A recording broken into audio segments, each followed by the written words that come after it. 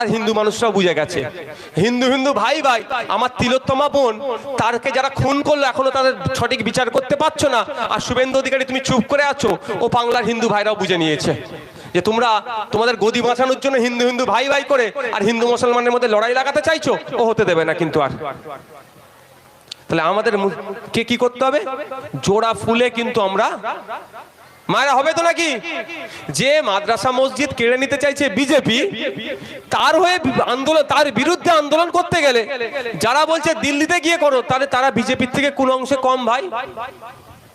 তারা আর বিজেপি কিছু আলাদা নয়। তাহলে ইভিএম মেশিনের সামনে গিয়ে আগে দেখে নেবেন কোথায় বিজেপি আর কোথায় তৃণমূলের সিম্বলটা আছে।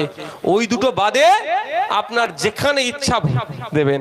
যদি খামচিহ্নিতে পছন্দ হয় দেবেন, যদি না পছন্দ হয় নোটা আছে নোটাতে দেবেন, কিন্তু তৃণমূলকে ভোটটা দেবেন না। একবার শিক্ষা দেবেন, তাহলে সব বাবু ঠান্ডা হয়ে যাবে। সকলে